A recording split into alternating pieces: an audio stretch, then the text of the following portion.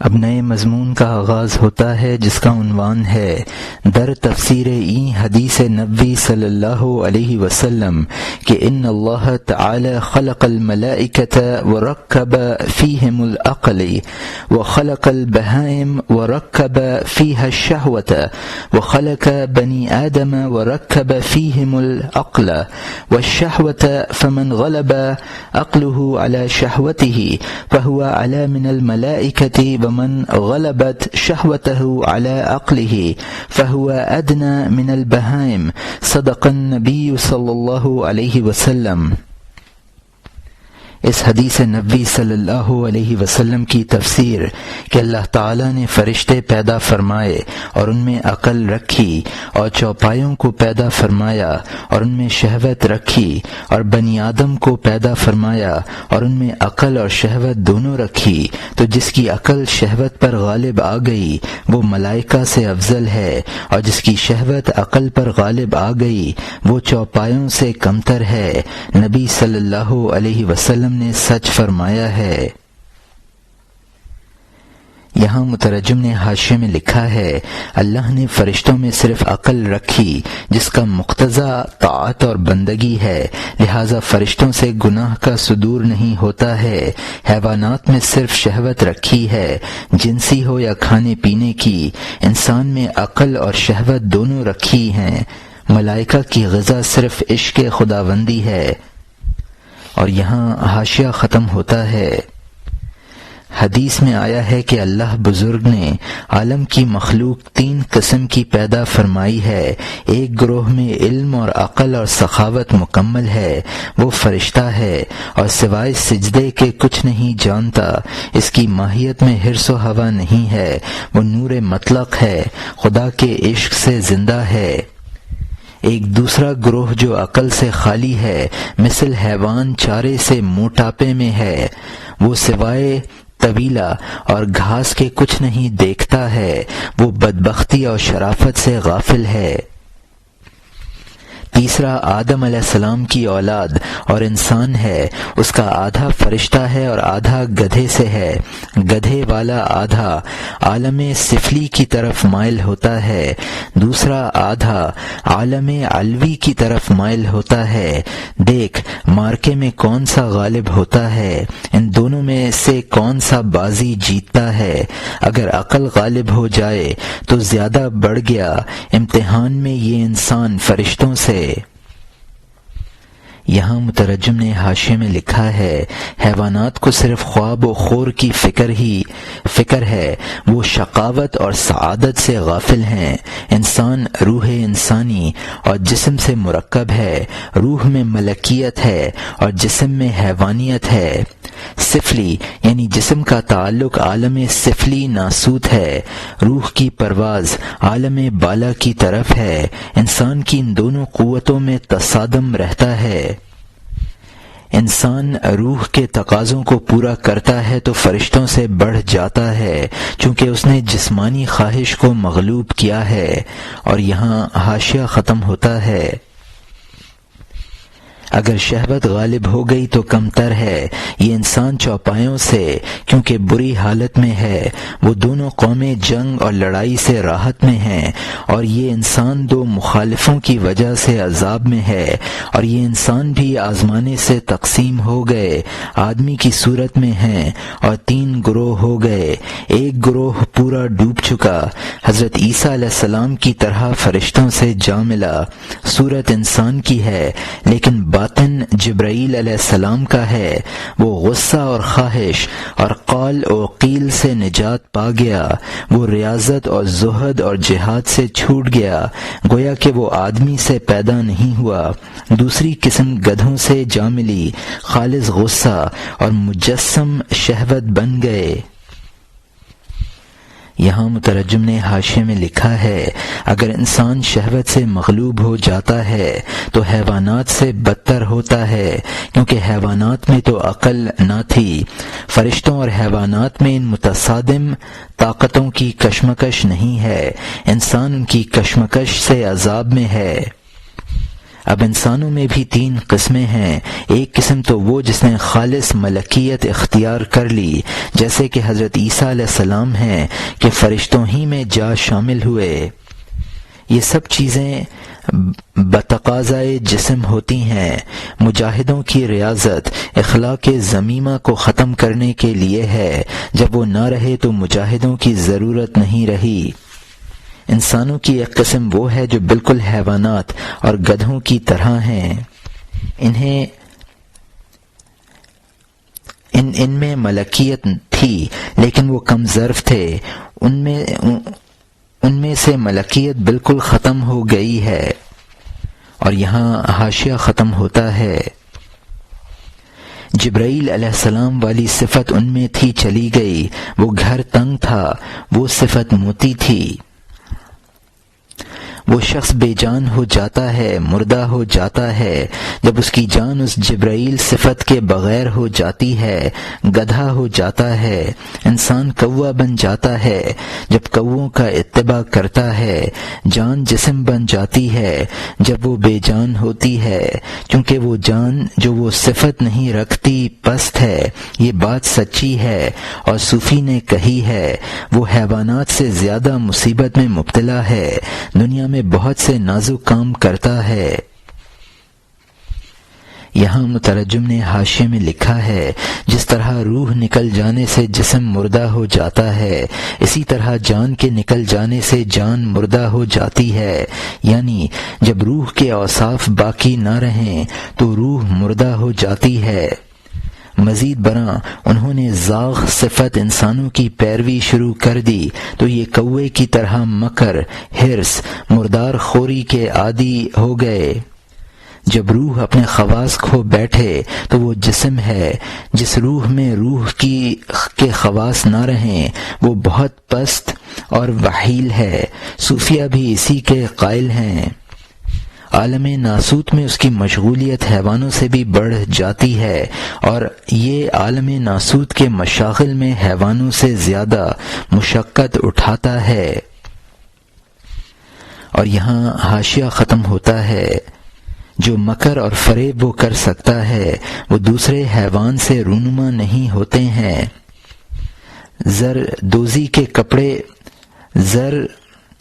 دوزی کے کپڑے بننا، موتیوں کو دریا کی گہرائی سے پانا، علم ہندسہ کی باریک صنعتیں یا نجوم اور علم طب اور فلسفہ، کیونکہ ان کا تعلق اسی دنیا سے ہے، ان کا رخ 7ویں آسمان کی طرف نہیں ہے۔ یہ سب استبل کی تعمیر کا علم ہے جو گائے اور اونٹ کی رہائش کا ستون ہے۔ چند دن حیوان کو زندہ رکھنے کی وجہ سے ان احمقوں نے ان کا نام رموز رکھ لیا۔ راہ حق کا علم اور اس کی منازل کا علم اس کو صاحب دل یا اس کا دل جانتا ہے۔ اور یہاں مترجم نے حاشیے میں لکھا ہے، اب یہ وہ مکاریاں کرتا ہے جو حیوانات سے متصور نہیں ہیں۔ عالم ناسوت کے مشاغل کی حیوانات تکلیف نہیں اٹھاتے ہیں۔ ان تمام دستکاریوں کا تعلق عالم ناسوت سے ہے اور یہ صرف دنیا داری ہے، اور اس کا رخ ملائے اعلیٰ کی طرف بالکل نہیں ہوتا ہے۔ یہ جس قدر علوم ہیں صرف عالم ناسوت کی تعمیر اور ترقی کے لیے ہیں جو حیوانات کی آخری منزل ہے۔ یہ علوم چند روزہ زندگی کے لیے ہیں، ان کو یہ احمق فلاسفہ رموز سے تعبیر کرتے ہیں۔ طریقت اور اس کے منازل دل اور صاحب دل جانتا ہے، دراصل وہ رموز کہلانے کے مستحق ہیں۔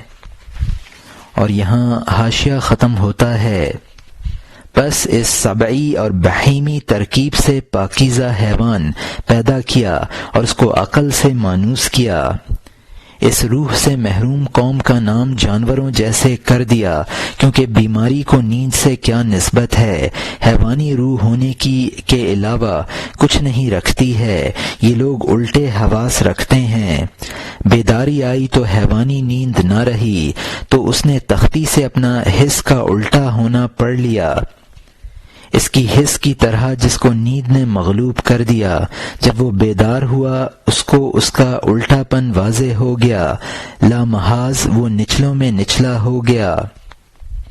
اس کو چھوڑ 3 غروب ہونے والوں کو پسند نہیں کرتا ہوں، میں غروب ہونے والوں کو پسند نہیں کرتا ہوں، لا احب الآفلین، کیونکہ بدلنے اور مقابلے کی طاقت پستی سے اس کو تھی اور اس نے اس کو ختم کر دیا۔ پھر حیوان میں چونکہ طاقت ہی نہیں ہے، حیوانیت میں رہنے کا اس کا عذر واضح ہے، جبکہ اس کی وہ استعداد ختم ہو گئی جو رہنما ہے، وہ جو غذا وہ کھائے گا گدھے کا مغز ہے، اگر بھلا داں کھائے گا وہ افیون بن جائے گا، اس کے بے ہوشی اور بے عقلی بڑھ جائے گی۔ ایک دوسری قسم رہ گئی کوشش کرنے میں، جو آدھی حیوان آدھی با ہدایت زندہ ہے۔ یہاں مترجم نے حاشیے میں لکھا ہے، جب انسان روح حیوانی کھو بیٹھے تو وہ حیوان ہے، اسی لیے قرآن پاک میں ایسے لوگوں کے بارے میں فرمایا گیا اولئک کالانعام، وہ چوپایوں کی طرح ہیں۔ روح انسانی بیدار ہے اور ان کی روح سوئی ہوئی ہے۔ روح حیوانی، یہ روح عقل اور مقتضیات سے اس طرح غافل ہے جیسے کہ کوئی سویا ہوا ہو اور اپنے حواس کو عقل کے مقتضیات کے برعکس کام میں لائے۔ جب ان میں بیداری آئے گی تو ان کو حواس کے الٹا ہو جانے کا احساس ہوگا۔ نیند سے بیدار ہو کر انسان سمجھتا ہے کہ نیند کی حالت میں اس کے حواس صحیح کام نہیں کر رہے تھے۔ قرآن پاک میں ہے لَقَدْ خَلَقْنَا الْإِنسَانَ فِي أَحْسَنِ تَقْوِيمٍ ثُمَّ رَدَدْنَاهُ أَسْفَلَ سَافِلِينَ، ہم نے انسان کو بہترین ساخت پر پیدا کیا، پھر ہم اس کو کم تر سے کم تر مخلوق میں لوٹا لائے۔ ایسے لوگوں کی صحبت سے بچنا چاہیے، جیسا کہ حضرت ابراہیم علیہ السلام نے چاند سورج کی الوہیت سے جدائی اختیار کر لی تھی کہ میں غروب ہو جانے والوں کو پسند نہیں کرتا ہوں۔ ایسا انسان بدترین مخلوق ہے، اس لیے کہ اس میں بھلائی کی استعداد تھی، اس نے اس کو تباہ کیا۔ دیگر حیوانات میں استعداد ہی نہیں ہے، لہذا وہ بہیمیت میں معذور ہیں۔ جب انسان نے استعداد کو ختم کر دیا تو جو غذا استعمال کرے گا مزید حماقت کا سبب بنے گی۔ بھلانواں سکتہ اور بے ہوشی کے ازالے میں مفید ہے، لیکن وہ الٹا اثر کرے گا۔ یہ عام مومنین کی قسم ہے جن کا نفس لوامہ ہے۔ ان انسانوں کی عقل و نفس، روح و تن کی کشمکش میں رہتی ہے۔ پہلا گروہ جس کا بیان یک گروہ مستغرق مطلق شدہ میں تھا، ان کا نفس مطمئنہ ہے۔ دوسرا گروہ جس کا بیان قسم دیگر باہراں ملحق شدند میں تھا، اس کا نفس امارہ ہے۔ اس تیسرے گروہ کی کشمکش کو مجنوں اور اس کی اونٹنی کے قصے سے واضح کیا ہے۔ اور یہاں حاشیہ ختم ہوتا ہے۔ وہ دن رات جنگ اور کشمکش میں ہے، اس کا ایک اس کے دوسرے سے مقابلے میں ہے۔ اب نئے مضمون کا آغاز ہوتا ہے جس کا عنوان ہے چالش عقل با نفس ہمچوں تنازع مجنون، با ناقہ و میل مجنوں سوی حرہ و میل ناقہ سوی قرہ۔ چنانچہ مجنوں گفتہ ہوا ناقتی خلفی بقدامی الہوا و انی و ایہا لمختلفان، یعنی عقل کا نفس مقابلہ ایسا ہی ہے جیسا کہ مجنوں کا اونٹنی کے ساتھ جھگڑا اور مجنوں کا میلان شریف زاری کی طرف اور اونٹنی کا میلان بچے کی جانب۔ چنانچہ مجنوں نے کہا میری اونٹنی کا میلان میرے پیچھے اور میرا میلان آگے میں، اور وہ دونوں مختلف ہیں۔ جیسا کہ مجنوں اونٹنی کے ساتھ مقابلے میں تھا، کبھی اونٹنی غالب آ گئی اور کبھی آزاد مجنوں۔ وہ لوگ یقیناً مجنوں اور اس کی اونٹنی کی طرح ہیں، وہ آگے کو کھینچتا ہے اور یہ ضد سے پیچھے کو۔ مجنوں کی خواہش لیلا کی جانب روانہ ہے، اونٹنی کی خواہش پیچھے کو بچے کے لیے دوڑاتی ہے۔ اگر مجنوں تھوڑی دیر کے لیے اپنے سے غافل ہو جاتا، اونٹنی لوٹ جاتی اور واپس آ جاتی۔ چونکہ اس کا بدن عشق اور دیوانگی سے پر تھا، اس کے لیے بے ہوش ہو جانے کے علاوہ کوئی چارہ نہ تھا۔ جو نگراں ہوتی وہ عقل تھی، عقل کو لیلا کا عشق لے اڑا تھا۔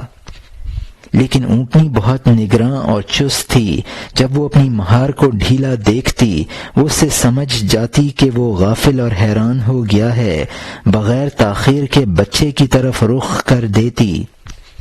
جب وہ ہوش میں آتا تو دیکھتا کہ جگہ سے وہ میلوں پیچھے لوٹ گئی ہے۔ یہاں مترجم نے حاشیے میں لکھا ہے، حرہ کا مطلب ہے شریف عورت یعنی لیلا، قرہ کا مطلب ہے گھوڑے کا بچہ۔ مولانا نے یہاں اونٹ کا بچہ مراد لیا ہے۔ مشہور ہے کہ مجنوں کو معلوم ہوا کہ لیلا آ رہی ہے تو اس کے استقبال کے لیے چلا۔ جس اونٹنی پر سوار ہوا اس کے بچے کو گھر پر چھوڑ گیا۔ راستے میں اس کی اور اونٹنی کی کشمکش شروع ہوئی۔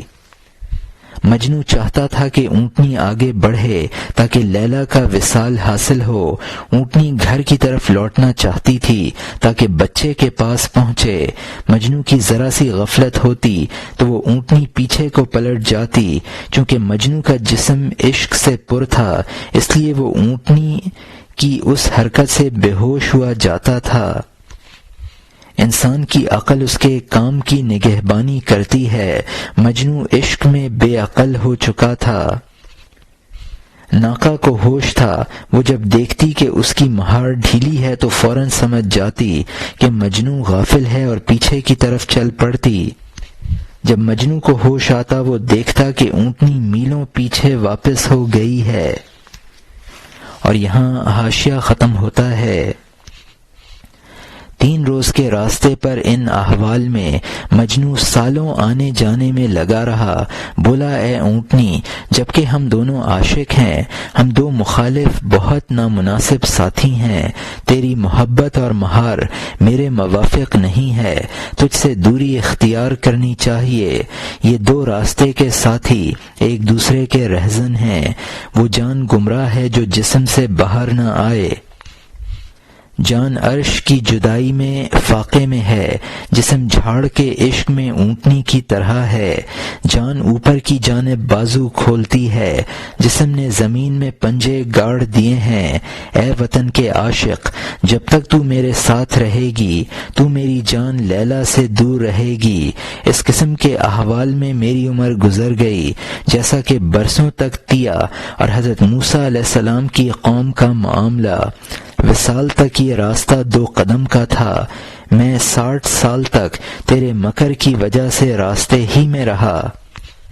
راستہ نزدیک تھا اور مجھے بہت دیر ہو گئی، اس سواری سے میں بھر پایا۔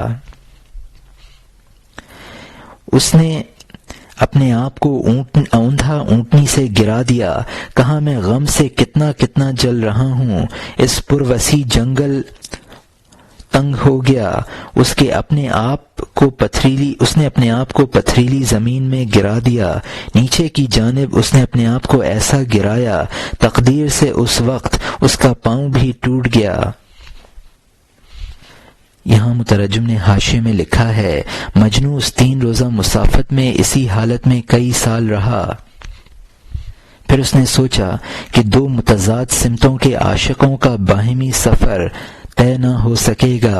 اونٹنی مجنوں کا راستہ کھوٹا کر رہی ہے اور مجنوں اونٹنی کا راستہ خراب کر رہا ہے۔ بالآخر مجنوں نے اونٹنی کو چھوڑا اور چل پڑا۔ مولانا فرماتے ہیں، جو شخص جسم کا ساتھ نہ چھوڑے وہ بھی گمراہ ہوتا ہے۔ جان اور جسم کی بھی خواہشات جدا گانا ہیں، ان دونوں کا ساتھ نہیں نبھ سکتا۔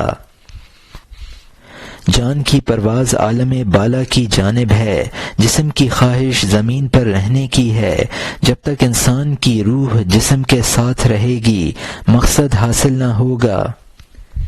مجنوں نے کہا اس کشمکش میں میرا وقت ضائع ہوا۔ وہ میدان جس میں 40 سال تک بنی اسرائیل چکر کاٹتے رہے تھے اس کو تیا کہتے ہیں، اور شام کو اسی جگہ پر ہوتے تھے جہاں سے صبح کو چلے تھے۔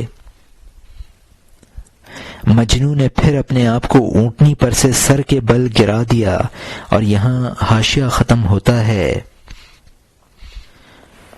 اس نے پاؤں کو باندھا اور بولا گیند بن جاؤں گا، اس کے بلے کے موڑ میں لڑکتا ہوا جاؤں گا۔ خوش کلام حکیم اسی لیے نفرت بھیجتا ہے اس سوار پر جو جسم سے نیچے نہ اترے۔ اللہ کا عشق لیلا کے عشق سے کب کم ہوتا ہے، اس کے لیے گیند بن جانا زیادہ بہتر ہے۔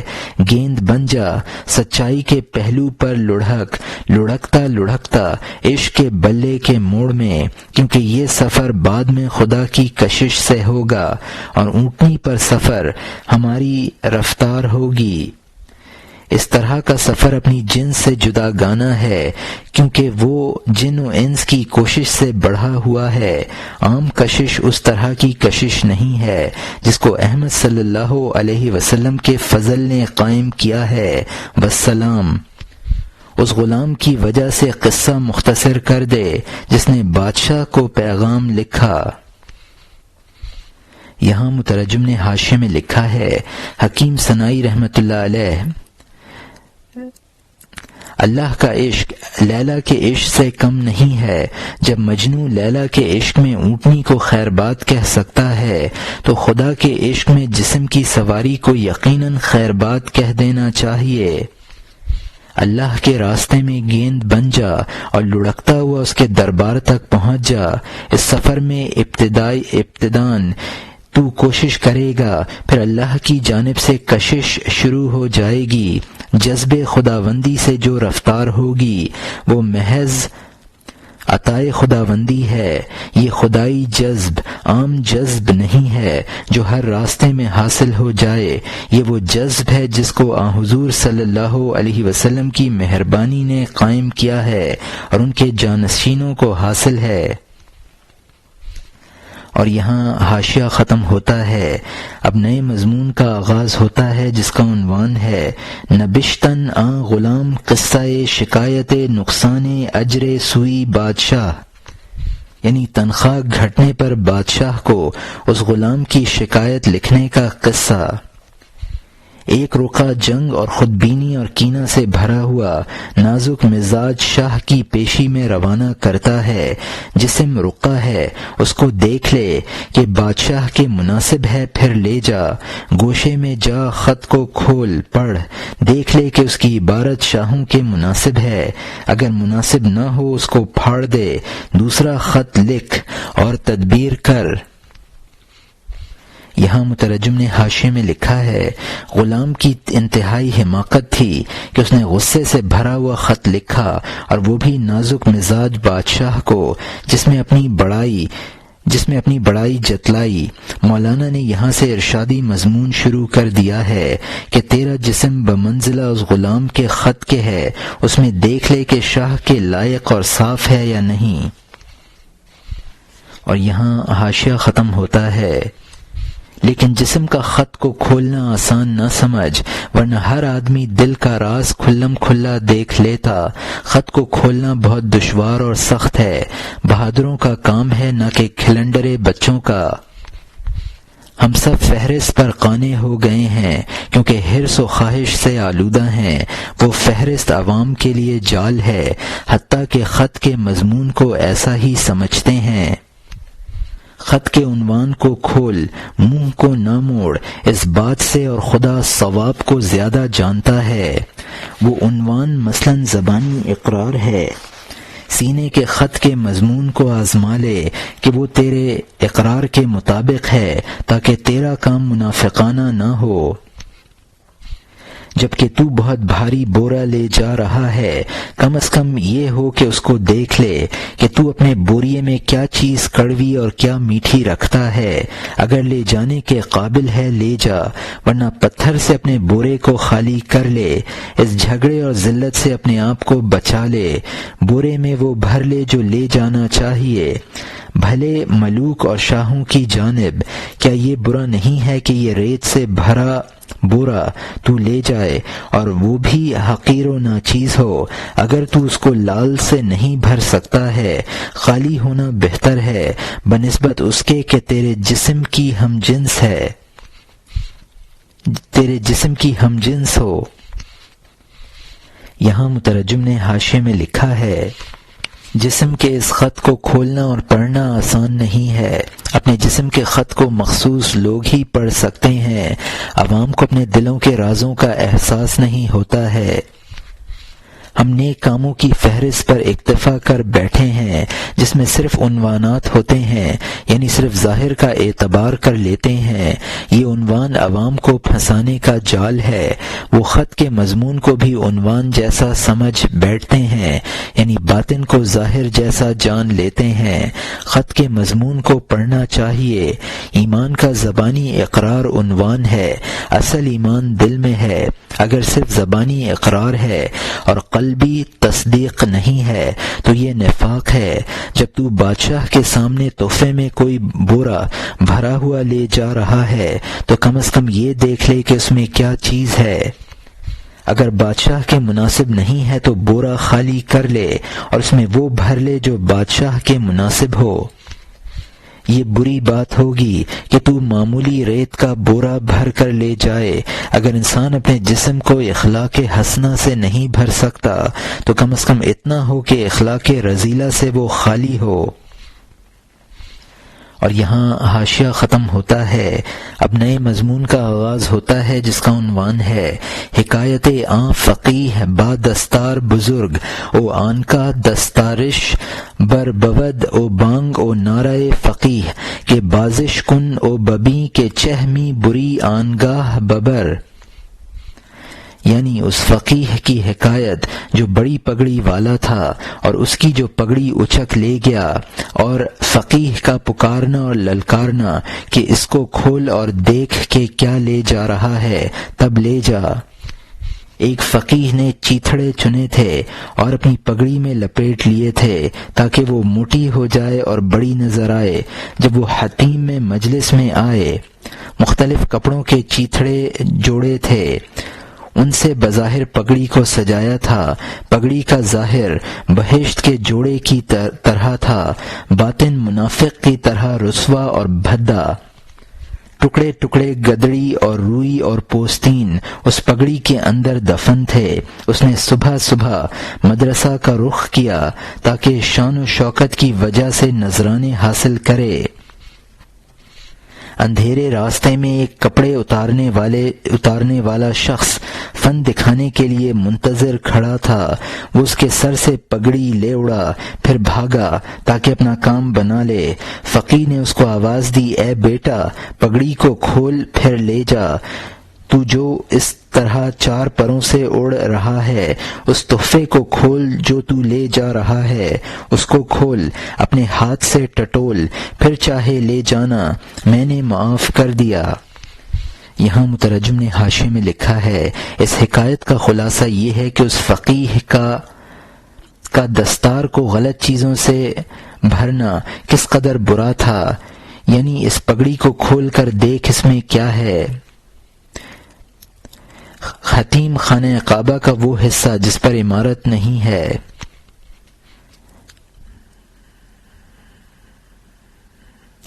چار پروں سے اڑنا یعنی بہت تیز بھاگنا۔ فقیر نے کہا کہ میں نے تجھے وہ دستار بخش دی۔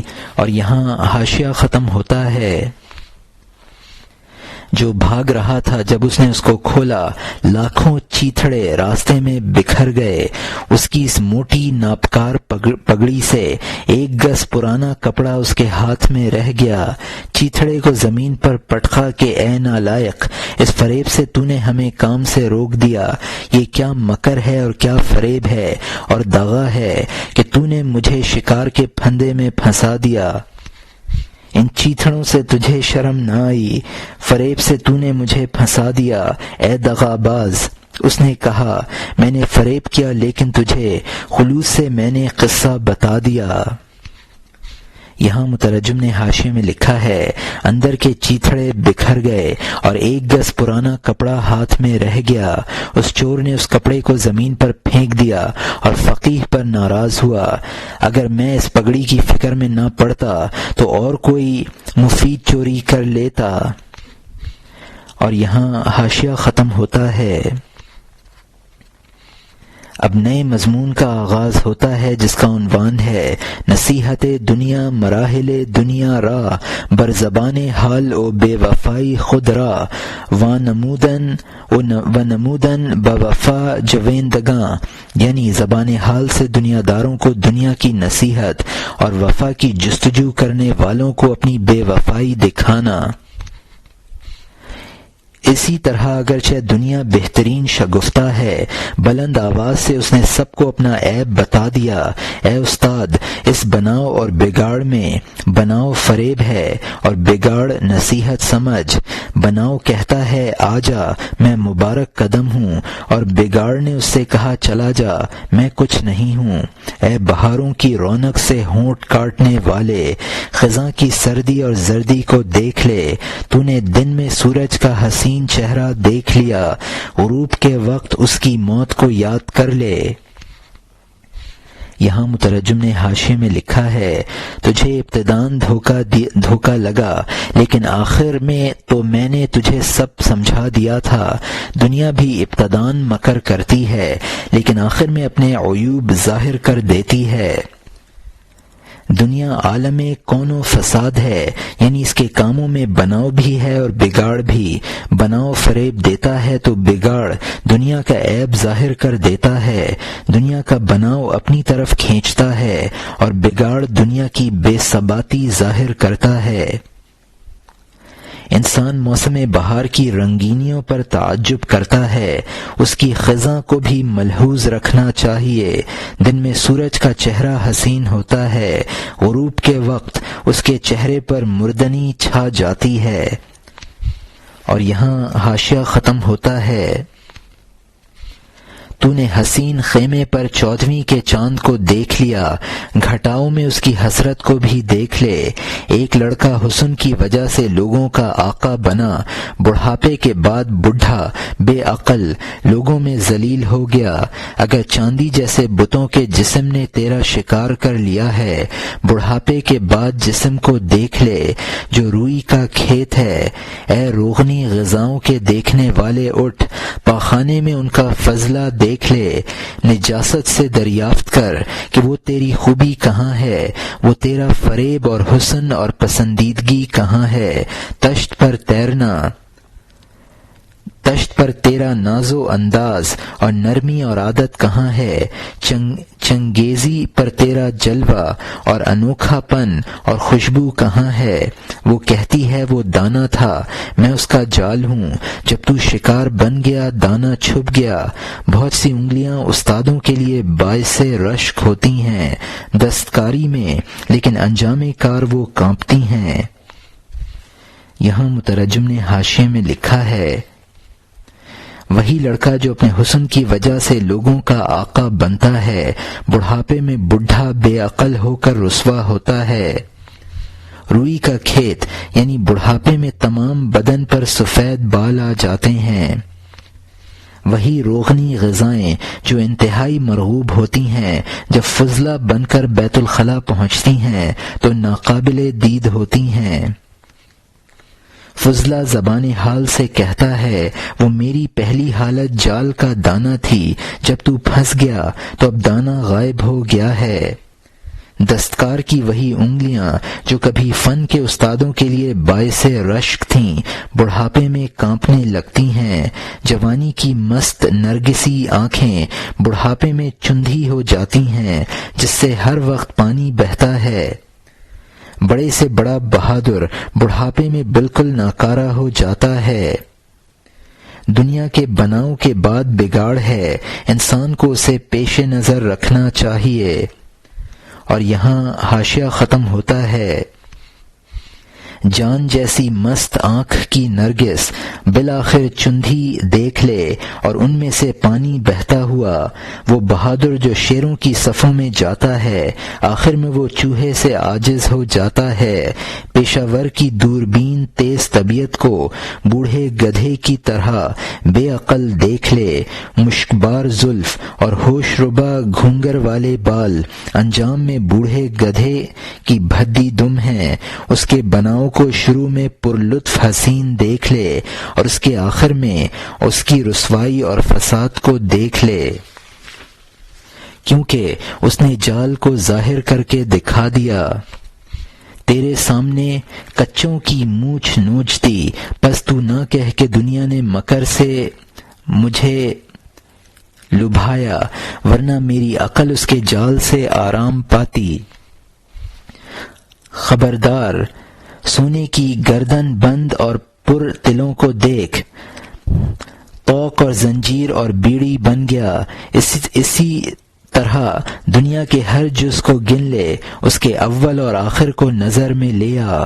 جو انجام کو زیادہ دیکھنے والا ہے وہ زیادہ نیک بخت ہے، جو چر کو زیادہ دیکھنے والا ہے وہ زیادہ مردود ہے۔ فخر بھرے چاند کی طرح ہر ایک کا چہرہ دیکھ لے، جبکہ آغاز دیکھ لیا ہے انجام بھی دیکھ لے۔ یہاں مترجم نے حاشیے میں لکھا ہے، دنیا کا بگاڑ ظاہر کر دیتا ہے کہ اس کا بناؤ انسان کے لیے جال ہے۔ انسان کا یہ عذر بیکار ہے کہ دنیا نے فریب دیا، وہی چیزیں جو رونق کا باعث ہیں ان کا انجام تباہی ہے۔ تمام اجزائے عالم کا یہی حال ہے، ان کی ابتدا بناؤ ہے اور انجام بگاڑ پر ہے۔ دنیا کی چیزوں کے انجام پر جو نظر رکھے گا وہ نیک بخت ہے۔ چر جس میں جانور کو گھاس دانہ کھلایا جاتا ہے۔ اور یہاں حاشیہ ختم ہوتا ہے۔ تاکہ تو شیطان کی طرح کانا نہ بنے، وہ آدھا دیکھتا ہے آدھا نہیں، ناقص کی طرح۔ اس نے آدم کی مٹی کو دیکھا، ان کے دین کو نہ دیکھا، اس جہان کو دیکھا، ان کو اس جہان کا دیکھنے والا نہ سمجھا۔ اے بڑے بہادر، مردوں کی عورتوں پر فضیلت طاقت اور کمائی اور جائیداد کی وجہ سے نہیں ہے، ورنہ شیر اور ہاتھی کو آدمی پر فضیلت ہوتی۔ اے میرے چچا، طاقت کی وجہ سے۔ اے موقع پرست، مردوں کی عورتوں پر فضیلت اس لیے ہے کہ مرد انجام بھی زیادہ ہے۔ جو مرد انجام پر نظر رکھنے میں ٹیڑھا ہے وہ انجام پر نظر رکھنے والوں سے عورتوں کی طرح کم ہے۔ دنیا سے دو مختلف آوازیں آتی ہیں، دیکھنا ہے کہ تو کون سی کے لیے مستعد ہوتا ہے۔ یہاں مترجم نے حاشیے میں لکھا ہے، ہر چیز کے آغاز و انجام کو دیکھ لے، شیطان کی طرح یہ نہ کر کے کچھ دیکھے کچھ نہ دیکھے۔ شیطان نے حضرت آدم علیہ السلام کا ایک جز دیکھا، دوسرے جز پر نظر نہ کی، جسم کو دیکھا، روح کو نہ دیکھا۔ مردوں کو عورتوں پر فضیلت مردوں کی عاقبت بینی کی وجہ سے ہے۔ طاقت کی بنیاد پر افضلیت ہو تو پھر انسان سے شیر اور ہاتھی افضل ہونا چاہیے۔ موجود حال کو دیکھنے والا، معال پر نظر نہ کرنے والا، دنیا کے عروج اور زوال سے عبرت حاصل کرنے کی نصیحت شروع کی ہے۔ اور یہاں حاشیہ ختم ہوتا ہے۔ اس کی ایک آواز متقیوں کو جگانے والی ہے، اس کی دوسری آواز بدبختوں کے لیے فریب ہے۔ کانٹے کی آواز اور غنچے کی آواز سن، اس کے بعد اس کے کانٹے کی آواز کا گرویدہ ہو جا۔ اے بڑوں کے فخر، میں غنچہ کا کانٹا ہوں، پھول جھڑ جاتا ہے، میں کانٹوں کی شاخ رہ جاتی ہوں۔ یہاں مترجم نے حاشیے میں لکھا ہے، دنیا کی ناپائیداری کی آواز سے متقی خواب غفلت سے بیدار ہوتے ہیں، دنیا کے جاہ و اقبال کی آواز پر بدبخت فریفتہ ہوتے ہیں۔ دنیا کے زوال اور عروج کی آواز سن اور پھر زوال کی آواز پر عمل کر۔ زوال کی آواز کہتی ہے کہ دنیا کی رونق ختم ہونے والی ہے، اور یہاں حاشیہ ختم ہوتا ہے۔ اس کے غنچے کی آواز ہے کہ یہ گل فروش ہے، اس کے کانٹے کی آواز ہے کہ ہماری جانب آنے کی کوشش نہ کر، تو نے اس کو قبول کر لیا، دوسری سے رہ گیا، کیونکہ عاشق معشوق کے مخالف سے بہرا ہے۔ ایک آواز یہ ہے کہ یہ میرا فی الحال ہے، دوسری آواز ہے میرے انجام کو دیکھ، میری موجودہ حالت مکر اور کینہ جیسی ہے۔ آغاز کے آئینے میں انجام کا نقش دیکھ لے، جب تو نے ان دونوں میں سے ایک کو پسند کر لیا، دوسری کا مخالف اور ناقابل بن گیا۔ مبارک ہے وہ کہ جس نے پہلے وہ سن لی جس کو مردوں کی عقلیں اور کان سن چکے ہیں۔ اس نے خالی گھر پایا، جگہ پر قبضہ کر لیا، اس کے علاوہ اس کو ٹیڑھی نظر آئے گی یا عجیب۔ وہ کورا پیالہ جس نے پیشاب جذب کر لیا، اس نجاست کو پانی ختم نہیں کر سکتا۔ دنیا میں ہر چیز ایک چیز کو کھینچتی ہے، کفر کافر کو ہدایت یافتہ کو، کفر کافر کو ہدایت یافتہ کو۔ یہاں مترجم نے حاشیے میں لکھا ہے، دنیا کی رونق اپنی طرف بلاتی ہے، دنیا کا زوال کہتا ہے کہ میرے قریب نہ آ۔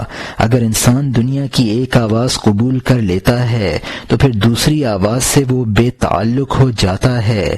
دنیا کہتی ہے میں اپنی رونق کے ساتھ موجود ہوں، دوسری آواز کہتی ہے کہ دنیا کے انجام کو دیکھ لے،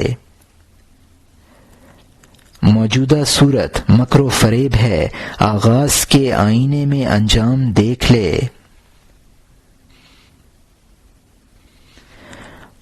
وہ شخص قابل مبارکباد ہے جو آغاز میں انجام کو دیکھ لے۔ اگر انسان نے صرف آغاز کی پکار سنی تو وہ اس کے دل میں گھر کر لے گی، پھر وہ انجام کی آواز سننا پسند نہ کرے گا۔ انسان جب آغاز پر فریفتہ ہو جاتا ہے تو انجام سے آنکھیں بند کر لیتا ہے۔ اس کی مثال یہ ہے کہ کورا برتن اگر پیشاب کو جذب کر لے تو پھر پانی اس کو پاک نہیں کر سکتا۔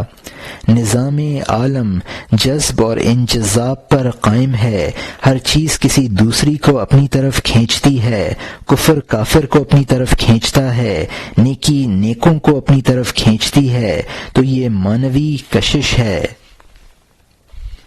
اور یہاں حاشیہ ختم ہوتا ہے، کہربا بھی ہے اور مقناطیس بھی، تاکہ تو لوہا ہو یا گھاس جال میں آ جائے۔ اگر تو لوہا ہے تو مقناطیس لے گیا، اگر تو گھاس ہے تو کہربا پر چکر کاٹتا ہے۔ جو شخص نیکوں کا دوست نہیں ہے لا محالہ بدکاروں کے پہلو کا پڑوسی بنا۔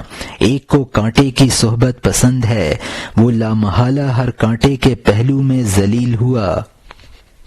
حضرت موسیٰ علیہ السلام قبطی کے نزدیک برے ہیں، حامان سبتی کے نزدیک سخت ملعون ہے۔ یہاں مترجم نے حاشیے میں لکھا ہے، ظاہری کشش بھی دیکھ لے، کہربا تنکے کو کھینچتی ہے اور مقناطیس لوہے کو کھینچتی ہے۔ تم میں جیسی صلاحیت ہوگی اس طرف تمہاری کشش ہوگی۔ اگر نیکوں کی طرف کشش نہیں ہے تو بروں کی طرف کشش ہوگی۔ اور یہاں حاشیہ ختم ہوتا ہے، حضرت موسیٰ علیہ السلام قبطی کے نزدیک برے ہیں، حامان سبتی کے نزدیک سخت ملعون ہے۔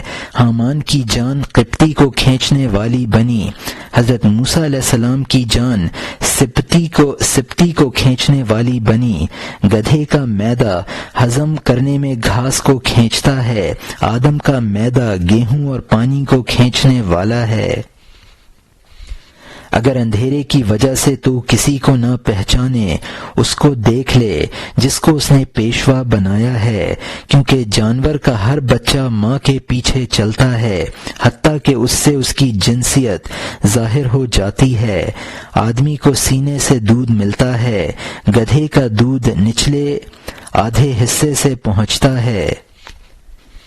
یہاں مترجم نے حاشیے میں لکھا ہے، قبطی یعنی فرعون کی قوم کے شخص کو حضرت موسیٰ علیہ السلام کی طرف کشش نہیں ہے، وہ اس کو برے معلوم ہوتے ہیں۔ سبتی یعنی اسرائیلی حضرت یعقوب علیہ السلام کی نسل کی کشش حامان یعنی فرعون کے وزیر کی طرف نہیں ہے، وہ اس کو برا معلوم ہوتا ہے۔ گدھے کے میدے میں گھاس کی کشش ہے۔ اچھوں کی صحبت اختیار کرنے کے لیے ان کی کشش کو دیکھ لو کہ کس طرف ہے۔ اگر ان کی کشش کا تمہیں پتہ نہ چلے تو ان کے شیخ کی کشش کو دیکھ کر اچھائی برائی کا فیصلہ کر لو۔ آدمی چونکہ اشرف المخلوقات ہے، اس کی غذا بدن کے اشرف حصے سے حاصل ہوتی ہے، گدھے کو اسفل حصے سے غذا ملتی ہے۔ چونکہ عارف باللہ اشرف المخلوقات میں فرد اعلیٰ ہے، اس کو غذا اللہ کی جانب سے ملتی ہے۔ حضور صلی اللہ علیہ وسلم اور صدیقین کو اللہ سے غذا حاصل ہوتی ہے۔ اور یہاں حاشیہ ختم ہوتا ہے، اب نئے مضمون کا آغاز ہوتا ہے جس کا عنوان ہے بیان آن کا عارف را غذائیست از نور حق کہ ابیت عند ربی یطعمنی و یسقینی وقولہ صلی اللہ علیہ وسلم الجوع طعام اللہ یحیی بہ ابدان الصدیقین ای فی الجوع یصل طعام اللہ تعالی عز وجل، یعنی اس کا بیان کہ خدا کو پہچاننے والے کی غذا اللہ کا نور ہے، کیونکہ حدیث ہے میں اپنے خدا کے پاس رات گزارتا ہوں، وہ مجھے کھلاتا ہے اور پلاتا ہے۔ اور حضور صلی اللہ علیہ وسلم کا قول ہے بھوک خدائی غذا ہے، اس سے زندگی پاتے ہیں صدیقین کے بدن، یعنی اللہ کا کھانا بھوک میں پہنچتا ہے۔ تقسیم کرنے والے کا انصاف ہے اور اس کی تقسیم ہے۔ یہ عجیب بات ہے کہ نہ کوئی جبر ہے نہ کوئی ظلم ہے۔ جبر ہوتا تو شرمندگی کب ہوتی، ظلم ہوتا تو حفاظت کہاں ہوتی۔ شام ہو گئی، سبق کل ہوگا، ہمارے راز کے دن میں گنجائش کہاں ہے۔ خلاصہ یہ ہے کہ جانے اور آنے میں غور کر لے اور اللہ زیادہ بہتر جانتا ہے۔ یہاں مترجم نے حاشیے میں لکھا ہے کہ شعر ہے قسمت کیا ہر چیز کو قسام عدل نے، جو شخص کو کہ جس چیز کے قابل نظر آیا۔ اس تقسیم میں کسی پر جبر بھی نہ ہوا اور نہ کسی پر ظلم ہوا۔ اپنی صلاحیت کے اعتبار سے جب انسان برا کام کرتا ہے تو اس کو شرمندگی ہوتی ہے، اگر جبر ہو تو پھر کام پر شرمندگی نہ ہونی چاہیے۔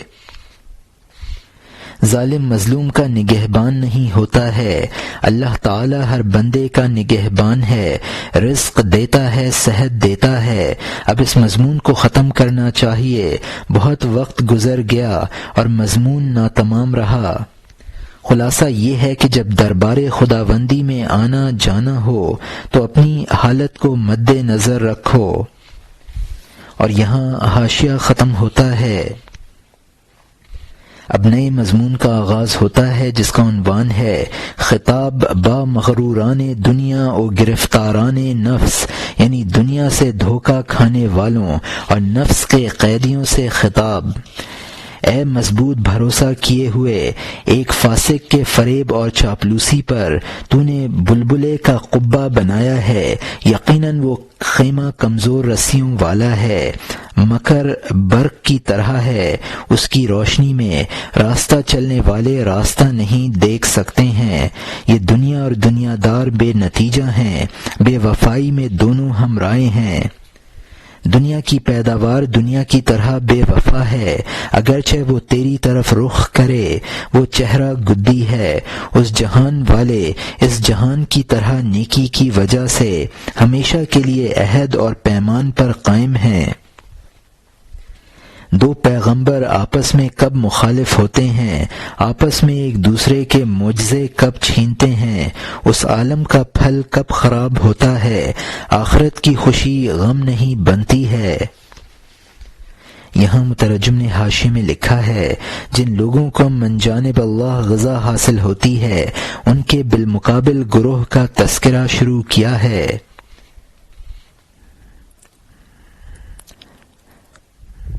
مکار شیخ کی مکاری بجلی کی کوند ہے جس کے ذریعے راستہ طے نہیں کیا جا سکتا۔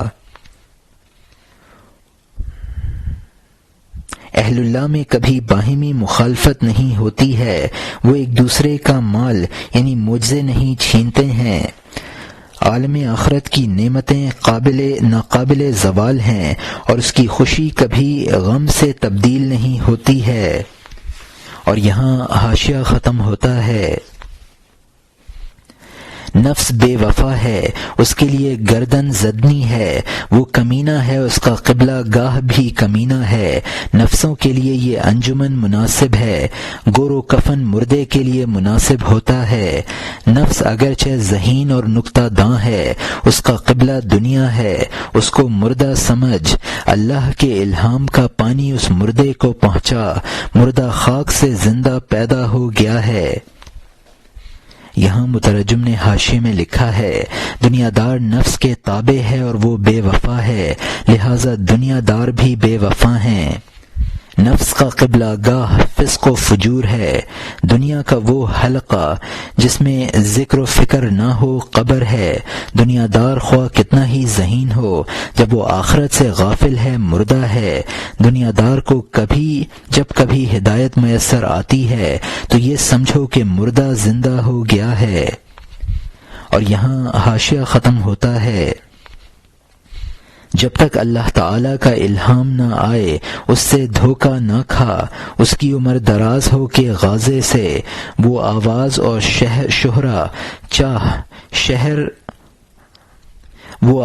اور شہرہ چاہ جو کبھی گمنام نہ ہو، اس سورج کی چمک چاہ جو کبھی غروب نہیں ہوتا ہے۔ نازک ہنر اور قیل و قال فرعون کی قوم ہے، موت دریائے نیل کی طرح ہے، ان کی رونق اور شان و شوکت اور جادو اگرچہ لوگوں کو زبردستی کھینچتے ہیں، سب کو جادوگروں کے جادو سمجھ، موت کو وہ عصا سمجھ جو اژدہا بنا، اس نے ان سب جادوؤں کو ایک لقمہ بنا لیا۔ ایک دنیا رات سے بھری تھی جس کو صبح نے نگل لیا، اس کھانے سے نور افزوں اور زیادہ نہ ہوا بلکہ اسی طرح سے ہے جیسا کہ پہلے تھا، اثر میں اضافہ ہوا، ذات میں نہیں، ذات کے لیے بڑھاؤ اور گھٹاؤ نہیں ہے۔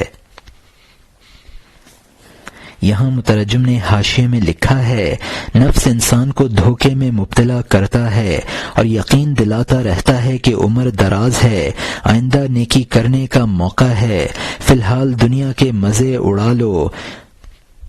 وہ آواز تلاش کر جو کبھی گمنام نہ ہو اور وہ نور حاصل کر جس کے لیے غروب ہو جانا نہیں ہے اور وہ اہل حق کے پاس ہے۔